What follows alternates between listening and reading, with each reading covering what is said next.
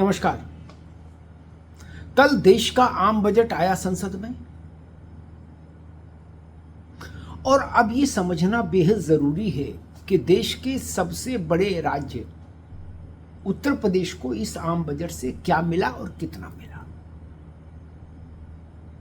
राजनीतिक टिप्पणियां मोटे तौर पर यह है कि भारतीय जनता पार्टी के लोग कह रहे हैं कि इस केंद्रीय बजट से उत्तर प्रदेश की बल्ले बल्ले हो गई, उत्तर प्रदेश को तमाम लाभ मिलने जा रहे हैं और लाखों नई नौकरियां आएंगी, रोजगार के नए अवसर खुलेंगे और प्राकृतिक खेती से लेके और पढ़ाई वाले नौजवानों को लोन तक तमाम चीज़ों के रास्ते खुल जाएंगे।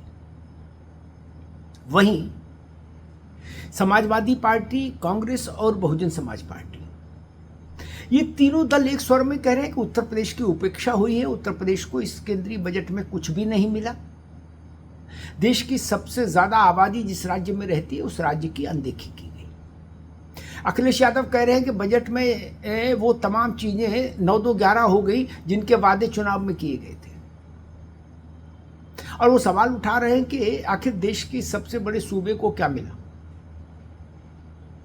मायावती जी भी लगभग वही कह रही हैं कि दलित को कुछ नहीं मिला, पिछड़े को, किसान को, गरीब को, मजदूर को, नौजवान को, महिला को कुछ नहीं मिला और लगभग शब्दों का अलगाव है, शब्द अलग अलग है। लगभग यही भाव कांग्रेस की ओर से भी आ रहा है कि उत्तर प्रदेश को कुछ नहीं दिया गया। प्रदेश कांग्रेस की बात कर रहा हूं। अब जो उत्तर प्रदेश सरकार का पक्ष है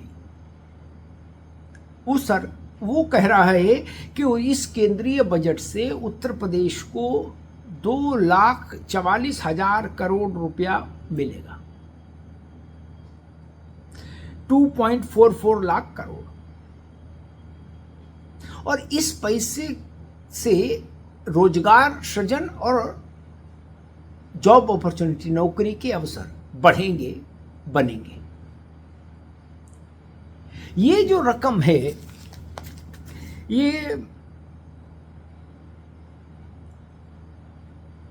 रकम अंतरिम बजट से 7,482 करोड़ रुपए अधिक है। ये जो 2.44 लाख करोड़ रुपीस की बात है, ये अंतरिम बजट से 7,482 करोड़ रुपया अधिक है। अब उत्तर प्रदेश सरकार को उम्मीद है कि इस बजट में सूक्ष्म, लघु, मध्यम उद्योगों के लिए जो तमाम घोषणाएं की गई हैं केंद्रीय बजट में, उसके चलते, उसके आधार पर उत्तर प्रदेश में करीब 72 लाख नए उद्यमी पैदा होंगे।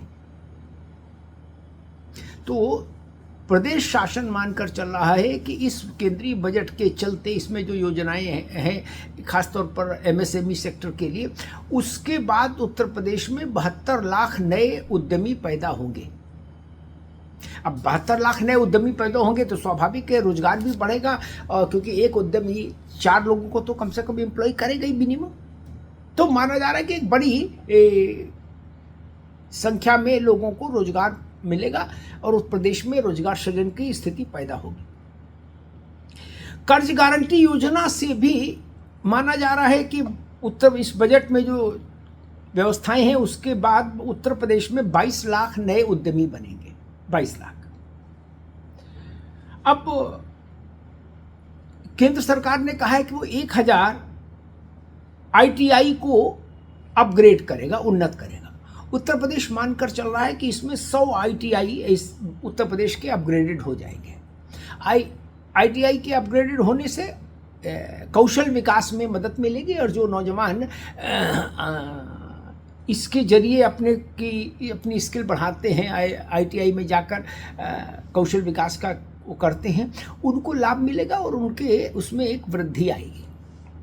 प्राकृतिक खेती को बढ़ावा देने की बात कही निर्मला सीतारमण ने। उत्तर प्रदेश उससे भी उस दृष्टि से भी देख रहा है कि अभी चूंकि केवल बुंदेलखंड में के कुछ इलाकों में प्राकृतिक खेती है, फिर ये पूर्वांचल और मध्य उत्तर प्रदेश में भी इसका लाभ मिल सकता है।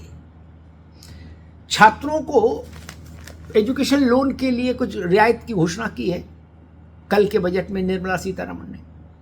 उसके आधार पर उत्तर प्रदेश में अनुमान है कि 50 लाख छात्रों को कम ब्याज पर एजुकेशन लोन मिल सकेगा। और 24 लाख उद्यमी, 24 लाख एंटरप्रेन्योर मुद्रा योजना की सीमा बढ़ाए जाने से लाभान्वित होंगे उत्तर प्रदेश में।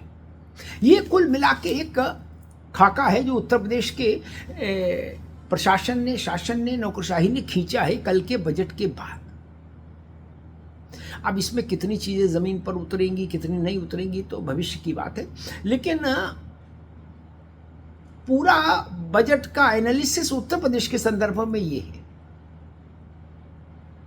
अब विपक्ष को इसके बावजूद भी लग रहा है कि उत्तर प्रदेश को कुछ नहीं मिला और सत्ता पक्ष को लग रहा है कि उत्तर प्रदेश को भरपूर मिला। इसीलिए योगी आदित्यनाथ ने कल अपनी पहली प्रतिक्रिया में कहा था कि बजट देशवासियों और प्रदेशवासियों की आकांक्षाओं और अमृतकाल के संकल्पों को पूरा करने वाला सिद्ध होगा। ये बजट राम राज्य की अवधारणा साकार करेगा। तो भाजपा को दिख रहा है कि बजट से आ गया राम राज्य और विपक्ष को लग रहा है कि उम्मीदें हो गई 9-2-11। कोई कह रहा है झुंझुना पकड़ा दिया तो कोई कह रहा है हवाई बातें हैं। इन सब के बीच में खड़ी है जनता। अब इस बजट की कसौटी होगी जनता देखेगी, परखेगी, जांचेगी और तब जनता इस बात का एहसास कर पाएगी कि ये बजट उसके लिए कितना अनुकूल था, कितना प्रतिकूल था, कितना ज़्यादा था, कितना कम था।